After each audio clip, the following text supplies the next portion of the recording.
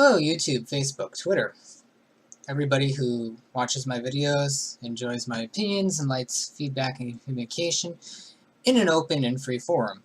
I was putting this video off for a while, mostly because, I get tired of being labeled an Islamophobe. Because let's be honest, phobias imply fear, and nobody fears Islam. Nobody fears Muslims. Nobody fears cowards that blow up women and children, period. What is going on in the last month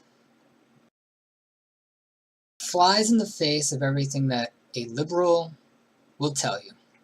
That love and peace will solve everything, and holding hands and lighting candles and saying prayers and changing the color of your profile to a flag of some nation that was the victim of terrorism will somehow change what's going on in the world today.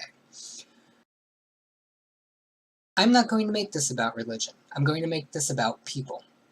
If you go out throughout the entire plethora of human history, the one way you get violence to stop is to stamp it down.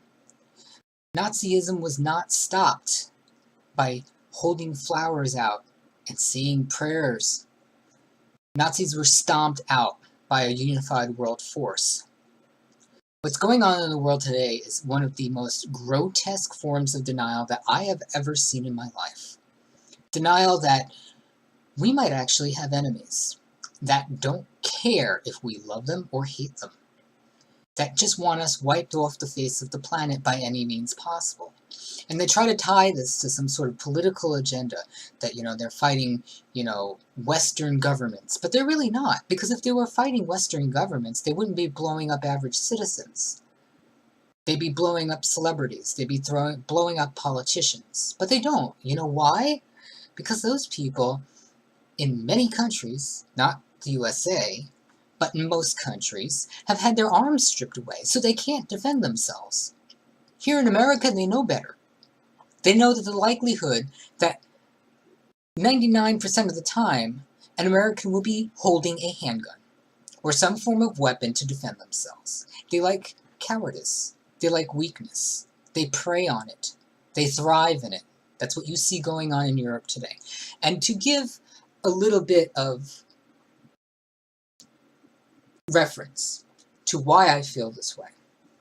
One of the best things about living just outside of New York City is you are exposed to many waves of immigration. Many. Throughout my childhood, I've had Koreans, Japanese, Chinese, Indian, Pakistani, Eastern Europeans, Polish, Slavic, Ukrainian, you name it, in waves. Most of them have been incredibly productive, great people to be around. The Koreans that were in my middle and elementary school were amazing people. Quite possibly some of the best people I ever got along with in my life, including my own race. As it goes on, it's gotten progressively worse. And I will frame this in I think it was my second year of middle school. You figure 10th grade, 9th grade, 10th grade. We started seeing the final wave of mass immigration from India and the first and second waves of immigration from Pakistan. The disparity was amazing, mostly when it came to their children. And this is predominantly with Pakistani, Muslim Pakistanis. I were friends with 3 different families. 2 of them were predominantly Muslim Christians. Their parents took them out of the country because they felt and saw the changes going on in Pakistan against the minority Christians that were in the country. There are very few, and there are very few moderate Muslims in Pakistan, behest what the news tries to tell you. Now, their parents were very modernized, very well-educated people. They feared persecution. They wanted a better life for their children. Unfortunately, part of that was basically coming here and starting over. I mean, I'm talking about somebody who had a doctorate over in India, over in Pakistan in medicine, and came here and was basically, they owned a 7-Eleven. Not to be racist or stereotypical, they basically lost everything to come here to provide a better life for their kids. Their kids, both teenagers, both male, both Muslim converts, were two of the most repugnant, anti-American, anti-Western kids I've ever met in my life. I don't know how many times they told me to go fuck myself for being an American, fuck my country, fuck my flag, fuck my politics, fuck my leadership. Their literal words, not coming from their parents, who were gracious, respectful, well-educated people, but from their children who came here, were benefiting from the American welfare system that was paying their rent, paying part of their food, and paying for their parents to go back to school to recoup a lot of what they lost from coming here. That was their reaction. The third family was predominantly Muslim. All Muslim. Their parents, who were Muslim, were horrified by what other Muslims were doing in their country. What their agenda was. The terrorism that was actually going on in Pakistan at the time, predominantly on the border of India and Pakistan. They saw what was going on, they pulled their kids out of school, and they left the country. Both their kids, again, were mid-teenagers between the ages of 12 and 16. Both of them were two of the most repugnant people you'll ever meet in your life. And again, not the parents. The parents were well educated. The parents were looking for a better life. Their kids, it's amazing I didn't see them on the news 10 years later blowing something up. That's how radicalized, fundamental, anti-Western that they are. This is what we're facing. There is no changing this. There is no reprogramming this. No amount of pornography, literature, music, culture is going to change this. This is something that is ingrained in their culture. They are profusely used to oppression, violence, censorship. It's not going to change. This is the way they are. And by trying to believe that importing them en masse to a Western culture is going to change them, it won't. It doesn't. It's not like Catholicism, where Catholicism morphed, changed, declined to a degree, and became more accepting of the world around it. It changed. Islam is not that type of religion. Islam is this rigid, medieval edict of a religion. It controls every facet of Islamic life.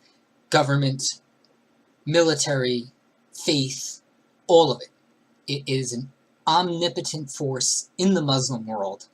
And when people try to claim there is a moderate Muslim, we're not talking about moderate in terms of they're not going to blow people up. We're talking about that there are no moderate Muslims because they all believe in a unified structure of belief that says women are to be oppressed, homosexuals are to be put to death. When you ask what the left considers a moderate Muslim, if you go and ask them, do you follow the edicts of the Quran? Do you believe in this form of punishment? Do you believe in this form of political structure that keeps women covered and uneducated and subordinate to men? They basically say yes. This is how ingrained it is into them. Very few of them, when they come to Western culture, matriculate into that culture. Even the ones that do still adhere to some element of their faith. And that's hard to remove from them. Their children of this, even their children and their grandchildren, to some greater or lesser extent, are ingrained with this. It's hard as hell to remove. I'm not saying don't try, but just massively picking up millions of them and dumping them in a Western culture into a culture that they've never seen before, that they've never ever been exposed to and they've been told throughout their lives, will lead to them being murdered, beheaded, hands cut off, etc., etc. Think about that for a second. This form of immigration is not natural. Forced refugee relocation is horrendous. It's going to cause more and more problems for all of Western Europe, and anybody who thinks that bringing it here to the United States is an intelligent thing to do, you're out of your goddamn mind. And you just need to look around you. Today we had an attack in Melbourne. Have you been to Australia? Have you been around Australian people? They're not necessarily the most conservative people, but they're the most friendly, welcoming, open societies that white people have. If you want to bring it down to race, they're some of the most amazing, friendly, open people. And this is what Islamists do. No matter where you put them, no matter how good their lives are, they still adhere to this strict edict of violence, oppression, silencing infidels, and it's not going to go away. This needs to be either isolated or stamped out. Why the Western world does not view Islam as big a threat, if not more, than the Nazis ever were, than communists ever were, than fascists ever were, befuddles me. I do not understand it. These people are willing to commit genocide, even of their own people. If you tally up the number of people who have been killed that were Muslim by Muslim, it ranks in the millions. It should horrify Western culture to think that you can try to ingratiate this into your own culture. It will not work. And I'm not saying that there aren't good Muslims out there. This is the thing that the left tries to say, that if somehow you come down hard on something that poses a threat, that you're Islamophobic, you're racist, you're anti-Muslim, and you just think there's no such thing as a moderate Muslim. No, I kind of know from experience that there really is no such thing as a moderate Muslim. They are not like Christians. There are millions of moderate Christians that believe in abortion, and believe in birth control, and believe in gay marriage. Islam isn't like that.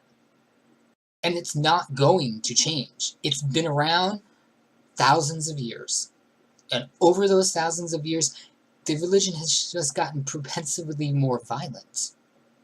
It's gone from knife attacks, beheadings, and raiding caravans to blowing up buildings and crashing airliners and gassing people en masse. Think about that for a second. It will not change. And this is why, especially Western media, when they bring up Trump, again, I'm not a Trump supporter. I didn't vote for him. I don't necessarily agree with many of the directions that his administration is going. However, one of his biggest failures, as soon as his travel ban was shot down, should have been, look, I'm not even going to bother with this. I'm not even going to go to the courts, because the left is going to use the cannon fodder from his campaign, because that's what it is. If people actually used their brains, this is one of the biggest problems with my generation and the generation prior. They just basically go on word of mouth. They don't read anymore. People don't read. If they actually read the contents of Trump's travel ban, it never once mentioned Islam, Muslim. No. Faith was never brought into this. It was a travel ban in select countries for an determinate amount of time. I think it was 90 days. A flat-out travel ban, period. That was, too much for the left. Oh, no. Oh, it's Islamophobic and it's prejudice. And no. But see, this is where, if we want to show the right way to do this, it should be a complete moratorium on all immigration to the United States for the next year, coupled with a targeted and direct approach to stopping ISIS, and Europe needs to get their heads out of their asses. You cannot tell me that anybody coming back that went and fought for ISIS, who committed atrocities, because that's what they did, you can't tell me they were secretaries and web developers for ISIS. No. They went down there, they picked up guns, they shot women, children, elderly, blew them up, set them on fire, behead them, whatever. You can't tell me that that type of person with that type of mindset belongs coming back to a Western society guilt-free. Come back in, come back to your house, come back to your family. No. No, no, no. And they know who they are. Europe specifically knows exactly who they are. They tracked them. So, where is the common sense in this anymore? I always stood by this idea that Common sense has been bred out of the human race, and this just proves it on a daily basis. You're letting your enemy back in. Your own people who festered on your own public services, educational system, social services, humanitarian services, now think it's okay to get up, take arms, commit atrocities in the name of religion that many of them don't even follow, and they're going to come back and what, just put those guns away and go back to normal life? We all know that's not what's happening. Every one of them that comes back engages in some form of terrorism or violent act. So why do we think it's okay for them to come back? And the same thing applies to this country, because we know for a fact, I think the last tally was about 250 people that the government is tracking right now that got up, went to Syria to fight for ISIS. We're rewarding foreign combatants who are technically by definition enemy of the state. I don't get this. I don't get this, and I don't understand why anybody who considers himself an American and a liberal thinks this is good, thinks this is great. Would you openly take back a Nazi who went and gassed 50 Jewish children? So yeah, that's fine. That was the past. Come home. Come back to your, because we shot them in the head. Those were people that we shot in the head as treasoners, defectors, enemies of the state. So why is this mentality changing now? And the argument that, one of the laughable things are countries like Norway and Denmark and Holland have these rematriculation programs for foreign fighters, and most of them end up back in jail for attempted jihadism. And it's not just that, they're welcome back. They're given social services, money, job retraining. This isn't about poverty either. This is one of the things. That was the other wonderful fucking thing with this Paris Climate Accord. First of all, this needs to be said, and this needs to be said clearly, without rhetoric, without vehement screaming and yelling and chaotic caterwauling like the left does. First of all, the Paris Accord was a voluntary write-in agreement. Nobody is held accountable for any of the provisions of the accord except for one thing. The $100 billion to be pledged by Western nations by 2020 to help emergent economies shift to greener energies. Guess who those emergent economies are under the accord?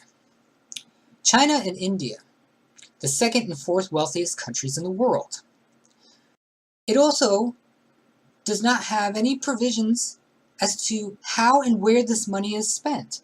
So, are we going to just blankly write checks for foreign countries for billions of dollars with no guarantee that it's going to be used to shift over to greener energies? And this is the other hypocrisy. The level of CO2 reduction that the Accord requires most countries to meet, again, excludes India and China, negating the effect of any CO2 reduction by other nations. Even if all 104 other countries that signed the accord followed the agreement, if China and India fall flat or flat out refuse to reduce their CO2 emissions, it's like starting the clock over again. It negates every positive effect that CO2 reduction by the other 102 nations would have on the planet. It is a pointless, unnecessary agreement. That $100 billion could be invested into, yes, developing greener energies and giving them away. See, this is the thing. I laugh at liberals that claim that they're environmentalists, that they're pro-environment. These are the people that engage in more pollution than anybody else. If they were so vehement about greening up the planet and being a responsible environmentalist, why the fuck do we still bottle everything in plastic? Plastics that have been linked to cancer, birth defects, mental autism, and disease. Plastic. Plastic is now the preferred choice of container for pretty much every substance on the planet, even substances that claim that they're organic and GMO free. Think about that for a second. When's the last time you went to a grocery store and found anything in glass? Glass, which is 100% recyclable. Plastic, which takes over 1,000 years to decompose, and in most cases, doesn't decompose ever. Once it's there in the environment, it's there forever. It's ingested by fish. It's ingested by birds. It's granulated down and it's in your water source. Companies have found it so hard to get rid of plastic that for a long time, they were turning it into microscopic beads and putting it in body soap as an exfoliant. Think about that for a second. Europe had to ban most body washes until they took it out. They weren't even telling people that that's what it was. Plastic beads, microscopic, pore-sized plastic beads in body wash, which filtered into the water, filtered into the food chain. There is 3 trillion tons of plastic waste in the ocean today as we speak. But we're not getting rid of plastic. Why? Because it's dirt fucking cheap. It costs a fraction of a cent to create a plastic bottle. Glass, which is 100% recyclable, now costs, I believe it's, what the hell is it?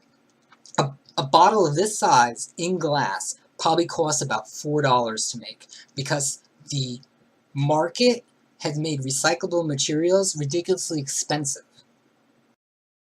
Reused paper pulp, reused paper, reused glass is ridiculously expensive because the market did this. It created a system where recyclables are not financially feasible for companies.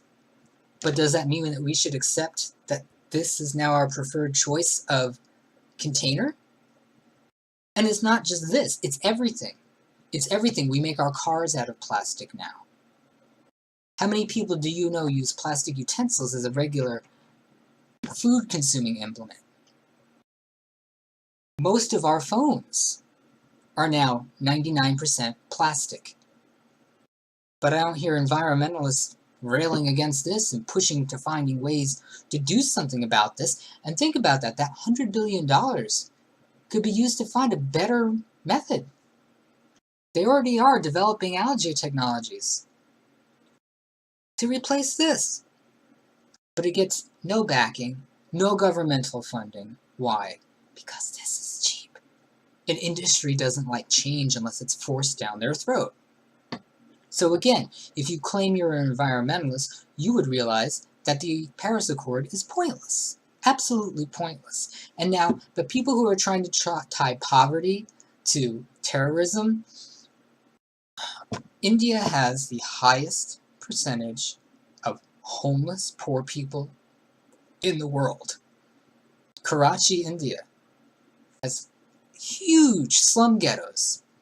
Not an ounce of crime. Not an ounce of theft. Why? Culture. Ideology. Indians don't think that way. They don't steal from their own. They don't murder their own generally. They don't rape their own generally. Most Western nations are the same way. They may shoot each other, they may mug each other once in a while, but I've never seen a homeless person blow up a building. So stop the rhetoric of, oh, now it's the rich oppressing the poor and the poor are fighting back. No, that's not what this is.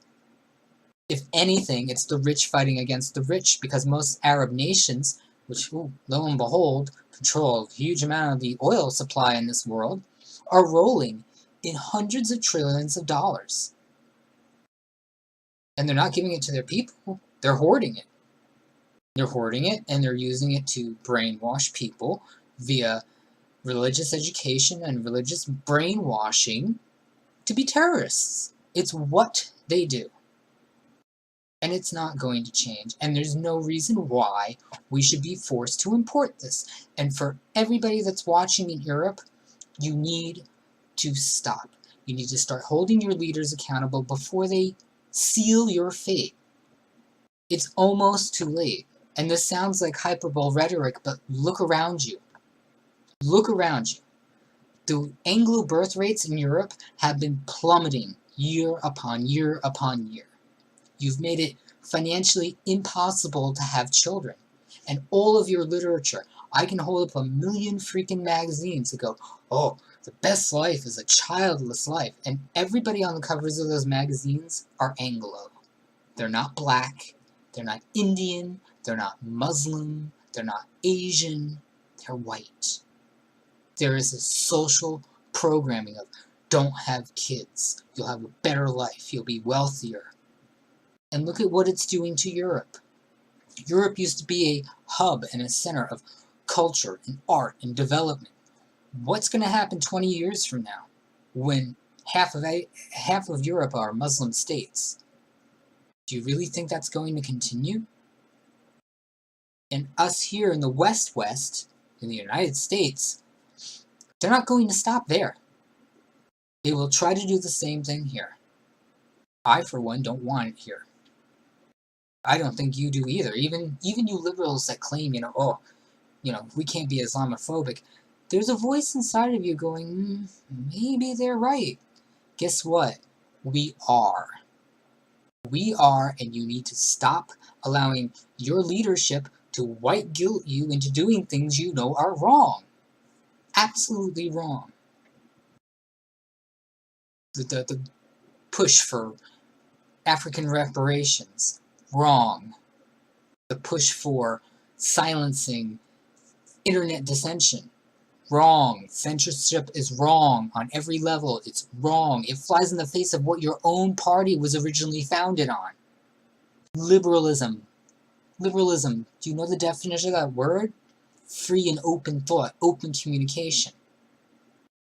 But you are now the party of censorship and censoring, period. So much so that even Sony Pictures, an Asian movie development company, is going to be offering censored movies from now on their platforms to anybody who wants them. Further shielding you from the reality of the world around you. What does that serve you? Nothing. So again, start using your own mind. Stop being told what to think. Stop being told what is right. And start using your own gut instinct. It's still there. It's there. And what's going on in the world right now is wrong. It's wrong, it's destructive, and it's a threat to the fundamentals of a Western democracy, of free, democratic nations. There is an invading force infiltrating our way of life. It's what's going on. If you refuse to believe that, then you're going to be one of the first ones to go. And a lot of innocent people along the way are going to die. They are dying now. How high does the body count have to go before people on both sides of the fence realize that there is a legitimate threat to the world? Not just Western democracies, to the world. It's everywhere. The Philippines, Australia. Thank God it's not in Latin America yet. Could you imagine? Just in my own state. My state, I had a town sued by a mosque that was denied a permit to build a mosque. A mosque that wasn't a small mosque. A mosque that consumed an entire town block. Why? There aren't even that many Muslims in the town. Why? When every mosque in Eastern Europe and Western Europe has been proven to be hubs of hatred, programming, and jihadism. I don't want that here. You shouldn't want that here. You shouldn't want that in your backyard. You shouldn't want that around your children. Use your heads and stop letting your leadership, especially on the left, tell you what to think and tell you what is right when you know what is right. It is not Islamophobia. There is nothing to fear except one thing, your annihilation, which is what Islam wants. Your end, period.